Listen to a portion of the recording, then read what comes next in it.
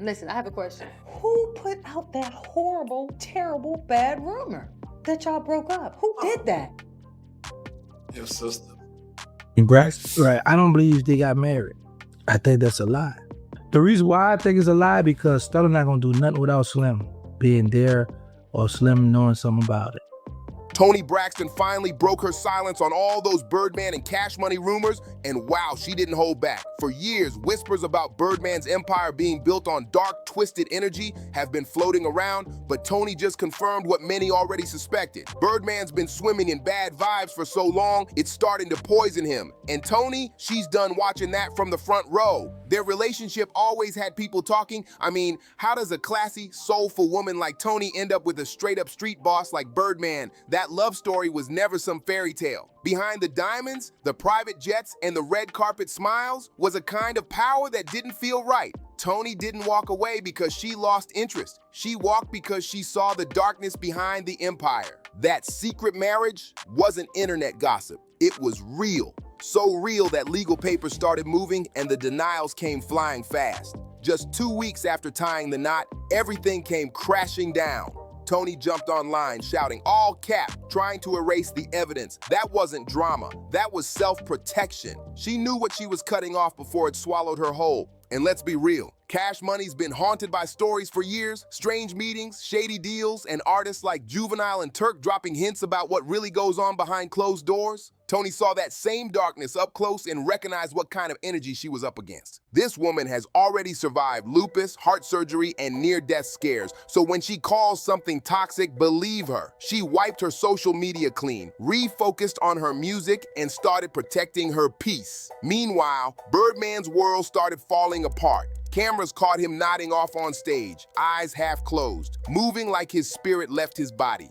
Fans online started calling him the Black Joe Biden, saying he looked drained or maybe even sick. And those clips from the Hot Boys reunion, wild. Birdman on stage, mumbling mid-sentence, barely standing under the lights. Some say seizures, others think relapse. Whatever it was, he looked like the battery finally died out. The videos went viral in seconds and the whispers got louder. But the people closest to him, they're still trying to play damage control, saying everything's fine when it clearly isn't. BG hopped on camera quick, laughing like nothing was wrong. He said Birdman wasn't high, just struggling to read the teleprompter. Man, that boy all business, he told the interviewer, brushing it off like it was nothing serious. That's the story the crew around Birdman keeps pushing. No relapse, no health scare, just bad lighting and a long night. And sure, maybe that's true, but maybe something darker's creeping in. Because that image of Birdman slumped under the spotlight, half awake while the music kept rolling, doesn't fade easy. Especially when you remember how many artists tied to that empire have already burned out, voices gone, fame vanished, and spirits broken. Let's be real. Toni didn't just leave a man, she escaped a system that was starting to eat itself alive. Birdman's name has been linked to ritual talk for years, but people get it twisted. When insiders say Cash Money rituals, they're not talking candles and cults. It's power plays, loyalty tests, and control. That label didn't move like a music business. It moved like a secret society, running on silence and fear. Every artist had to prove loyalty before rocking that iconic logo. Think about it. The lip kisses, the daddy nickname, the matching tattoos, that wasn't random. Those were pledges. Once you were in, you followed Birdman's rules or risked getting iced out. He turned loyalty into performance. Cars lined up, money stacks counted on camera, chains tossed around like trophies, but none of that came free. Every gift came with a silent message. This came from me. Don't forget who's boss. It was a power game disguised as family and everyone had their script. Keeping quiet was part of it. Talk too much and you disappeared from the picture. Old heads like UNLV and Kilo G, gone from the conversation without warning. Some even claim Kilo paid the ultimate price for speaking up, but when Lil Wayne finally pushed back, the whole family image cracked wide open. Fans saw it wasn't magic. It was manipulation. The Cash Money Brotherhood turned out to be just another control system dressed up with bling. People online love calling it ritualistic, but it's way simpler and colder. Birdman built an empire by demanding obedience, not belief. The real sacrifices weren't animals or candles. They were independence, freedom, and self-worth. He repeated the same loyalty test so often that it became the religion of Cash Money. Fake faith built on fear, and that's the dark world Toni Braxton stepped into. She saw the tension when Birdman walked in, the way rooms went silent, how grown men dropped their heads in respect like they were in church. For her, that didn't feel like love. It felt like a warning. Around him, worship wasn't optional. It was expected. But Toni wasn't built to bow down. She'd already fought too hard for her peace and sanity to let any man control her again. So she did the only thing you can do in that situation. She walked away. No press release, no messy fight, just gone. And the moment she left, Birdman's entire vibe started to crumble. The short-lived marriage wasn't a romance gone wrong. It was the first sign of Birdman's downfall. Even though they'd been public since 2016, it wasn't until last year that they actually tied the knot in secret. But that honeymoon was doomed before it even began. Because when you build love on fear and control, it's only a matter of time before it all comes crashing down. Just 2 days after the private ceremony, Toni Braxton filed for divorce, calling the marriage irretrievably broken. That phrase alone had fans shook. She later withdrew the petition in January 2025, but by mid-year, when both of them wiped each other from social media, everyone knew the split was real. That wasn't just a breakup, it was an erasure. Then came the fireworks. Birdman jumped online, mad and loud. He started accusing Toni of being a gold digger, claiming she'd pawned her engagement ring and tried to squeeze him for a $160 million payout. The internet went wild. Gossip blogs caught fire, live streamers reacted in real time, and suddenly everyone was choosing sides. Outside hip-hop, R&B, and pop audiences painted Birdman as manipulative, while trap and southern rap circles doubled down, saying he was just being a real boss. His never-back-down energy became part of his brand again, toxic to some, loyal to others.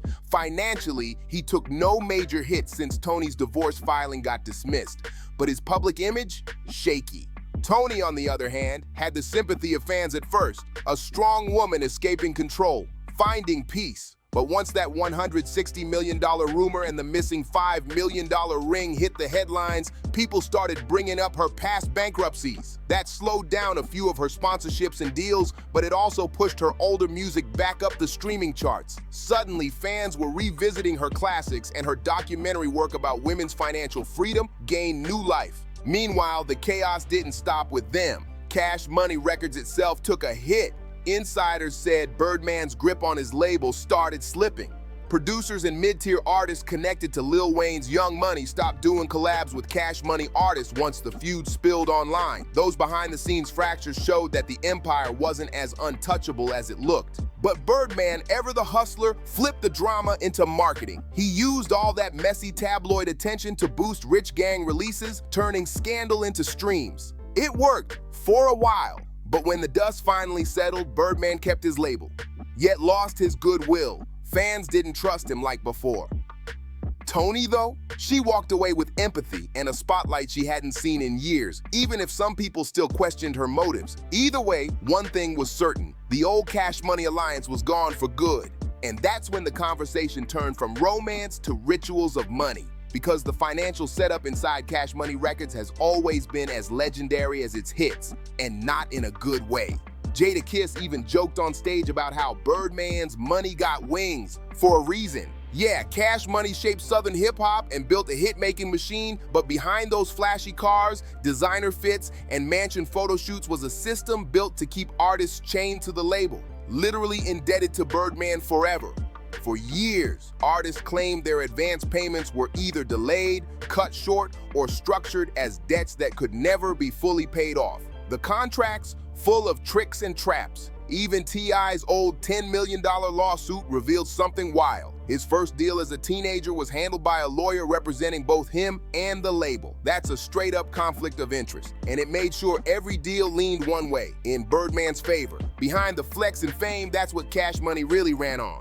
Power disguised as business. When it comes to money and loyalty, nobody's story hits harder than Lil Wayne's. Back in 2017, his legal war with Cash Money went way deeper than most fans ever realized. Wayne accused Birdman and Universal of running a secret side game, messing with his streaming numbers, publishing profits, and royalty payouts. In the end, he was forced to settle for way less than what he'd earned. That lawsuit exposed the cracks in the empire that once ran hip-hop. Birdman was running his own version of the Suge Knight formula, but East Coast style. Instead of fear and fists, he used flashy power. Fancy cars, diamond chains, and stacks of cash were symbolic payments, a way to make artists feel rich while keeping them trapped under contracts that never truly ended. Those gifts looked like love but were really control, and every single deal carried a hidden price tag. The truth is, the contracts were the real rituals. Cash Money's historic 1998 deal with Universal set the stage, an 80-20 profit split in favor of the label, and Birdman used that exact model for everyone under him. Artists rarely owned their masters, and getting an accurate royalty statement almost impossible. Then came Birdman's most infamous line, "Sue me when I have to pay you, you'll get paid." That quote became legendary in industry circles, half threat, half prophecy. When Universal later helped cover Cash Money's mounting debts, they didn't do it out of kindness, they wanted control. In exchange for bailing Birdman out, they tightened their grip on distribution, turning what should have been artist profits into corporate power. That's where ghost royalties came in. Money meant for artists quietly redirected up the food chain. It created a hidden power structure that only insiders could see. Loyalty bought you Lambos, jewelry, and front row treatment, but disobedience, that got you shelved, silenced, or flat out erased. Meanwhile, Birdman kept the illusion alive with his flex lifestyle. Helicopters, mansions, private jets, and that infamous Stunner Island energy. The myth of the mogul stayed strong, but inside the camp, the cracks were getting too big to hide. By 2025, insiders were calling Cash Money a medieval label. Birdman and Slim sitting like kings, while younger artists like Jackie's pledged near lifelong loyalty without ever touching real power. These weren't secret rituals. They were business habits that turned control into culture. Birdman's empire ran on financial submission, not magic. Behind the bling and smoke, the truth was simple. The system was built to serve the top and only the top. But by 2025, even that power was slipping. Some of the biggest names started making quiet moves behind Birdman's back. The tension inside the Cash Money family was boiling. Loyalty was cracking and everyone had an agenda. Lil Wayne especially made it crystal clear he was done playing nice. That long simmering beef reignited in front of the world when, during the Hot Boys reunion tour, Wayne and the crew walked off stage mid-performance, leaving Birdman in the middle of a hyped-up crowd alone and speechless. The clip exploded online within hours. And just weeks before that, at Lil Louisiana Fest 2025, Wayne straight up cut Birdman off mid-sentence, not even letting him finish a tribute to Birdman's mom, Ms. Gladys. Fans knew exactly what that meant. All that forgiveness from their 2018 reunion expired. Old wounds were open again, old checks still unpaid, and the old rules dead and gone. Wayne was done playing nice. He was reclaiming his lane and making it clear the throne wasn't up for grabs. But while Wayne came in swinging, Juvenile handled things differently. He kept it smooth, professional, but you could still feel the tension in every word. During the Cash Money Millionaire's 30th anniversary tour, Juvie called out Birdman's booking team for lowballing or straight up sidelining fellow Hot Boy Turk over money issues. He didn't rant, he just said it plain, letting the truth hang heavy in the air. You could tell it hurt him, stuck between loyalty to the label that made him and doing right by his people. By the summer though, Juvenile flipped the script, focusing on new music, fresh collabs, and energy that felt free again. He wasn't trying to tear anyone down, but the message was clear. He was loyal, not blind. Then came Drake. And this part gets deep. Yeah, Kendrick called him a snake, but say what you want, Drake's always 3 steps ahead. He didn't blast Birdman publicly. Instead, he moved like a chess player. His 2025 lawsuit against Universal, the same distributor Birdman depended on, wasn't about beef, it was about power. Industry folks could see it. Drake was quietly cutting his own lane toward full independence, using Cash Money only when it benefited him. And Nicki Minaj? She stayed silent, but every move she made was surgical. Birdman bragged in interviews that Cash Money made over $2 billion off Lil Wayne, Drake, and Nicki, claiming he paid them handsomely. But Nicki never confirmed or denied a thing. Instead, she funneled her new releases through her own imprint, making sure her empire was hers alone. No drama, no shade, just pure boss energy. By the end of 2025, the truth was out. Birdman's Big Three were gone in all but name. Wayne's stage walk-offs, Juvenile's diplomatic shade, Drake's legal chess moves, and Nicki's silent power plays told the full story. Loyalty had an expiration date. The artists who once built Birdman's empire were now building their own. Behind closed doors, things were getting wild. Whispers of lawsuits, quiet exits, and new alliances were spreading fast. Cash Money's camp was turning into a pressure cooker. By late 2025, the label's studios and tours had become ground zero for chaos, and fans were watching every second of it unfold. Leaked clips, backstage tension, and shady tweets made it impossible to hide what was really happening. Hip-hop fans were eating it up. Cash Money had turned into a live soap opera where every track, every post, every rumor became content. Inside the studio, Birdman was still trying to run things his way. Full control over who dropped when, what songs made the album, and which features got cleared. If you didn't play by his rules, your project could vanish overnight. Whole albums were getting shelved, videos scrapped, and timelines frozen just to remind everyone who signed the checks. Wayne wasn't having it. Reports of on-mic blow-ups between him and Birdman started surfacing. Heated arguments over royalties, track lists, and creative control. Some of those moments even leaked online, showing the two clashing mid-session while the rest of the crew just sat back in shock. It was raw, unfiltered, and impossible to ignore. Meanwhile, Drake and Nicki kept their distance, sending verses remotely instead of stepping into Birdman-controlled sessions. A strategic move, no doubt. They were staying productive while dodging the chaos completely. And that tour? A circus. The 2025 Cash Money Millionaire's 30th anniversary tour was supposed to be a celebration, but it turned into a mess. Canceled shows, last-minute lineup swaps, and artists missing from the stage. Fans were confused, insiders were whispering, and the tension was thick enough to cut with a knife. The empire that once looked untouchable was now crumbling in plain sight, and every fan, every blog, and every rival label was watching the downfall unfold live. At least one major show got canceled at the very last minute. Scheduling conflicts, they said, but everyone knew better. Rumors started flying about clashing egos, secret feuds, and messy management behind the scenes. Fans saw it as another clear sign that Birdman's grip was just too tight. Loyalty in his world always came with strings attached. And when the crew actually did make it on stage, the tension was impossible to ignore. During the Hot Boys segment, Lil Wayne straight up cut Birdman off mid-speech, right there in front of thousands of fans. He didn't even try to hide it. That wasn't just a moment.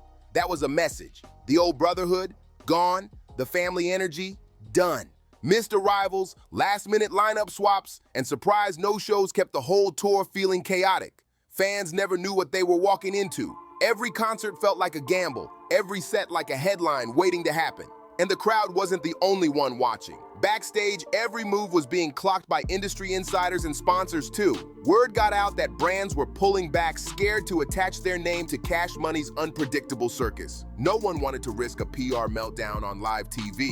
But here's the twist. The chaos only made fans hungrier. Hardcore supporters turned into detectives, breaking down every Instagram post, every lyric, every look on stage for hidden meaning. They were obsessed. To them, the drama was the show. In the end, the studios, the tours, and the social media buzz all blended into one giant spectacle. A wild, high-stakes game of loyalty, power, and ego that nobody could look away from. So what do you think? Was this the end of the Cash Money dynasty, or just another power play in hip-hop history?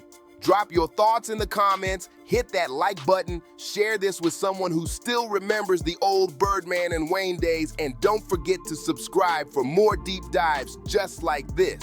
See you on the next one.